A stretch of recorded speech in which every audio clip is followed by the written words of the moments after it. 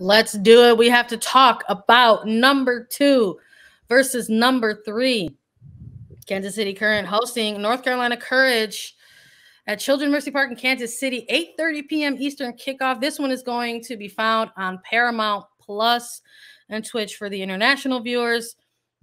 Listen, Kansas City Current dominating the Central, locking things up, securing a spot in the Challenge Cup Semifinal, going up against North Carolina Courage, who also went undefeated in the East during their East Division group play. I'm just as excited about this one as I am for Oil Rain and Washington Spirit. So we're going to bring similar energy to this one. We were keeping an eye on the Central region going into Challenge Cup, Lisa, because it was a little bit unpredictable. And you know what? I think we got our money's worth when we were looking at all those teams going head to head. And we were high on Kansas City Current coming into this season. Ambitious a little bit. We thought, listen, let's bump them up and see if the bold prediction pays off. And here they are as the Final Four in the semifinals, now going up against North Carolina Courage. They went 4-1-1 in the Challenge Cup, but they're coming off of a 3-0 loss in the regular season, Lisa. And that was something that we chatted a little bit about in our recap of the regular season. We wanted to see this Kansas City side against some different opposition in the league. And a big test was Portland Thorns in the regular season. And I don't know if we got all the answers, but we definitely saw some things in that regular season match. It was a struggle for them to ever find their footing against a Portland Thorns side that looked pretty lethal at home. And I'm a little curious as to how this quick turnaround is going to look for Kansas City. Maybe something like home field advantage could be a little bit of an X factor for you. What are you looking out of this game from Kansas City specifically, Lisa? Kansas City Current playing at home at Children's Mercy Park, that helps them a little bit, but I don't think that is even a speck in the eye of North Carolina Courage. They are coming off of that incredible match against Angel City in Los Angeles at Bank of California Stadium. So playing away for North Carolina means nothing to them anymore after that match with over 20,000 fans. It was incredibly loud in that stadium. So yes, maybe it gives Kansas City an advantage, but it's no disadvantage to North Carolina. So I'm going to say that one evens it out. In this match, we had so many questions about Kansas City and how they were going to fare against opponents outside of the Central region. And when we saw them play against Portland Thorns this past weekend in the regular season, we saw a Portland team that didn't necessarily put out their strongest starting 11. I mean, their bench is incredibly strong, so it doesn't even matter. But a player like Sophia Smith, she didn't get a start for Portland against Kansas City. There was just a lot of different rotation that we saw, and Portland still able to score in the opening 10 minutes of this match. They were able to go up 2-0 by halftime in this game. And that's something from Kansas City that I wasn't super surprised. However, I was expecting a little bit more from Kansas City. The Current is still this little bit of an unknown team to me in how they're playing and what type of product they want to put on the field, because we haven't seen a lot of consistency in their style of play. It really depends on the personnel that they have. We saw them for a hot second with Sam Ewis and Lynn Williams, and I think there was a direction that Matt Potter wanted to go with those players. However, losing Williams for the year and Ewis being on limited minutes, Potter had to almost backtrack and say, okay, who do we have? I think he's leaning on rookies in Elise Bennett a lot more than he ever thought he was going to. And Chardonnay Coran and having Addie McCain be a bigger part of the attack. And that's not something that he wanted to do initially heading into this year. So Kansas City is still trying to work out some of those kinks as to what identity they want to have as a team. When we look at that Portland match, Kansas City also didn't pull out their strongest starting 11. Kristen Hamilton, she didn't get the start. Alex Luera, the rookie center back who has been tremendous for Kansas City, she didn't get the start. She ends up coming on for Weber in about the 19th or 20th minute. So she did get a lot of time, but Desiree Scott didn't start. Victoria Pickett didn't start. So minute management there, perhaps, but also it's Matt Potter trying to figure out what his team can do when they don't have all these superstars on the pitch, and someone like Kristen Hamilton that can run the show for Kansas City Current. Yep. If she's not there, who's going to step up and do that? There was no Haley Mace available for that last match. I think that'll change things if she is in on this one. But really looking just at Kansas City, not even at North Carolina Courage, I have some question marks as to what kind of team identity they are trying to have in Kansas City. And we didn't see any identity against Portland. This will be a different test against North Carolina. I'm with you 100%. I wanted to see the translation from Challenge Cup into the regular season for this Kansas City side and chalk it up to, certain personnel who were unavailable for that match, or, having the heavy travel, going all the way to the West Coast and the Pacific, facing off against the Thorns in the Pacific Northwest, or, knowing in the back of your mind that you do have a quick turnaround, that you have a Challenge Cup semifinal to prepare for. And then, like we've mentioned already before, us doing this live, we don't have the access to the availability reports as of this moment. We'll know a little later who exactly will be available in terms of personnel for either teams here. But I'm in agreement with you. Having somebody like a Haley Mace back involved with this team can shake things up or change things a little bit. I think that you and I both rate the young rookie in Elise Bennett. We were very impressed with her Challenge Cup play. And the fact that she was getting more minutes, it was an opportunity, right? When unfortunately, when a player like Lynn Williams goes down, that does ultimately mean there's an opportunity there for somebody else to come in and potentially make an impact. And we saw a player like this grow over the course of the matches that she was playing in during Challenge Cup. Excellent off the ball movement, kind of giving the assist to the assist, and then ending out her Challenge Cup with an assist of her own on the actual score sheet. So great piece there to grow with, right? But we saw in this regular season game against the Thorns, it was a tough match for Kansas City to go ahead and ever really find their footing in. We're talking one shot recorded over the entire course of the 90 minutes. They saw little of the ball, right? They essentially were on the losing end of what can be considered nearly every attacking statistical point in this match. Just a grinder for them.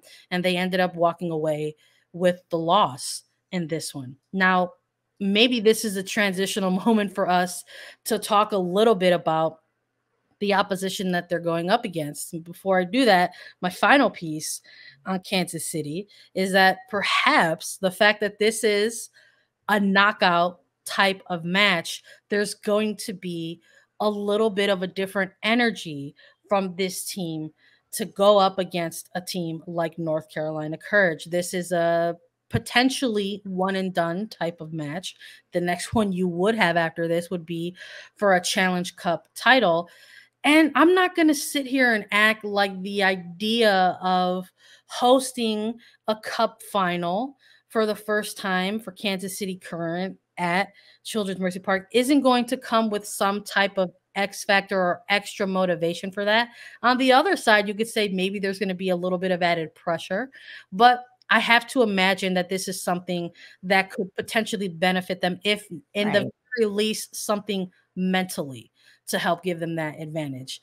But for North Carolina Courage, I'm in 100% agreement with you that something like going on the road and participating in a cup tournament match like this, something that is a knockout round scenario, this is not something that they're going to be intimidated by. When we're looking at the North Carolina Courage and seeing the regular season match that they came off of, you're looking at the numbers in between that game, and it's almost like you can't believe that at some point they didn't walk away with at least a result. So a very exciting game for a team like Angel City to come out and make history.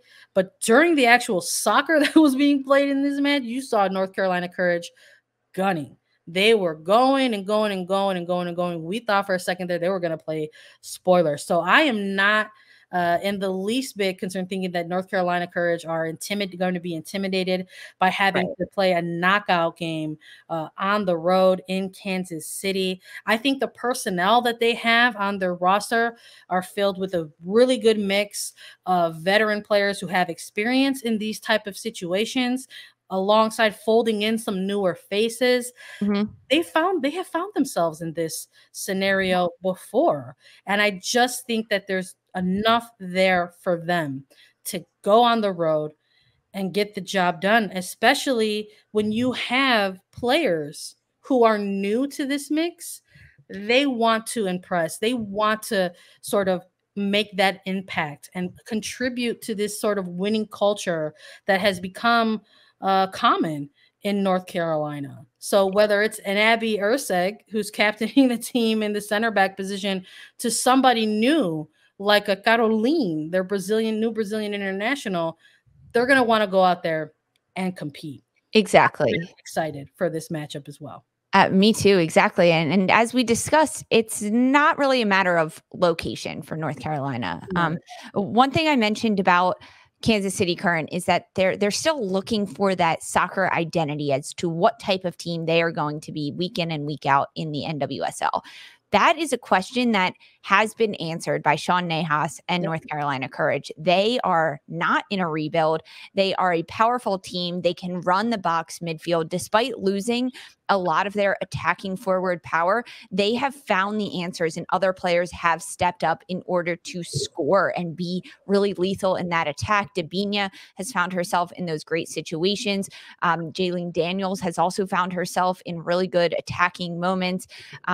When we look at the last match that North Carolina played against Angel City, we saw 2 starts from rookies in Gray and Berkeley that perhaps Sean Nahas was saying, let's give these young players a start in a really big match and see what we can throw at them. Interesting decision in that type of match. But now moving forward, Gray and Berkeley are fine. They are going to do great anytime they are thrown into that type of situation. And because he gave them a start in that type of match, it now deepens his bench as to who can be important parts of this attack and of this team that can contribute. When you have Brianna Pinto coming off the bench and Deanna Ordonez coming off the bench to contribute, those are huge, huge factors. We're also seeing a lot of chemistry and relationship growth between the 2 Brazilian internationals, Dabinia and Caroline, because their time playing together, every training, every minute they play together on the pitch, that relationship is strengthening. And when they get in this groove, which we saw throughout that Angel City match, of understanding just so well where the other one is, they just gravitate towards each other on the pitch. And the rest of the team lets them do that and lets them run those pockets of space. And the more we see that, the more dangerous that is going to be. And when I see that partnership between Dabinia and Caroline, how it stacks up against Kansas City, I believe Kansas City is going to have a difficult time defending against those 2 Brazilian internationals, and the movement they create and the pockets that they find on the pitch and their off-ball movement to then create the quick ball movement, one-touch passes to get in and around and behind. It's incredibly dangerous and incredibly, incredibly lethal. Not to mention when you have Matthias and Daniels on the outside back pushing forward, it's going to unbalance Kansas City. It's just a matter of how quickly North Carolina can do that and how often they can do that to get those man-up opportunities and those 2v1s, especially on the flank.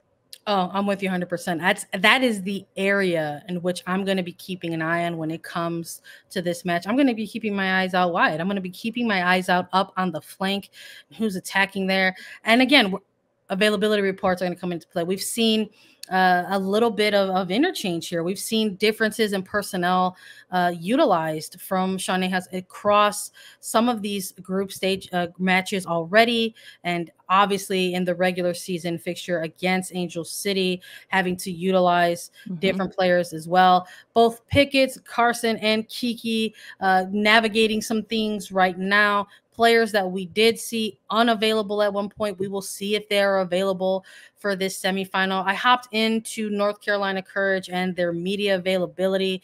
Sean Nahas just saying this is something that he talks with his players and just checks in with them not really going to tip his hat one way or the other and say, yes, going to be available on this day or not, but always keeping an open dialogue with these players in terms of seeing how they are ready or unready for a big match like this. But another player that I'm keeping an eye on for sure with this one, yes, we're going to be looking at Debinha, and yes, we're going to be looking at Denise O'Sullivan and knowing what they can do for this team in the attack in the middle third. But I really like what we've been seeing out of a player like Taylor Smith in the attack for this club. She's got an incredible story arc, I think, that we're just witnessing the beginning of here in 2022. And it's something that I want to continue to keep an eye on here.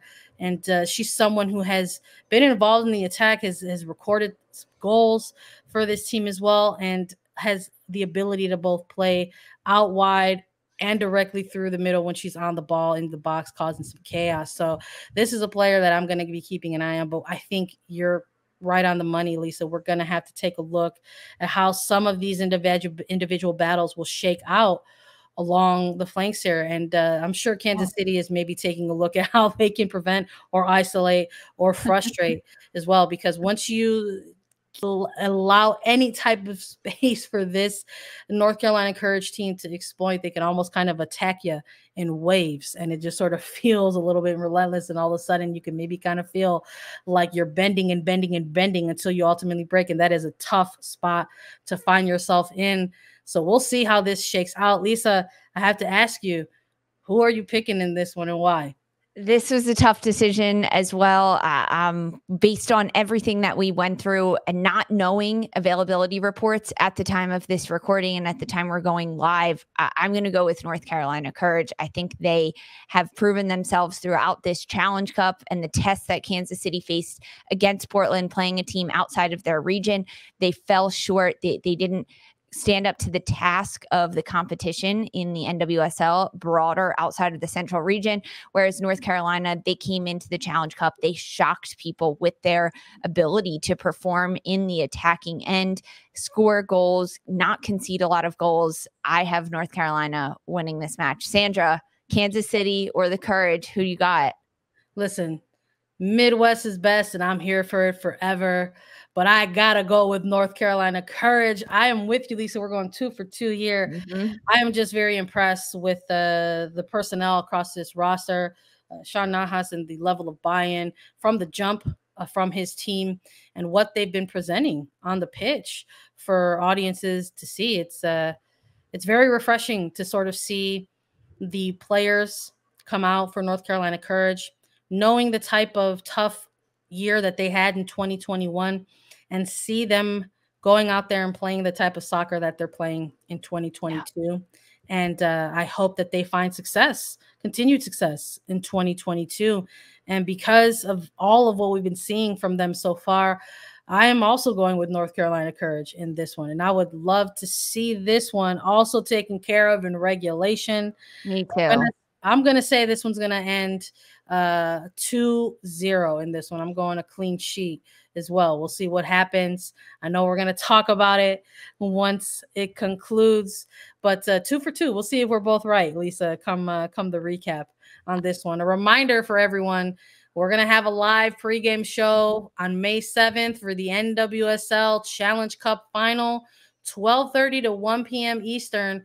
We're going to be with Lori Lindsay to pregame and postgame recap the Challenge Cup Final for you all.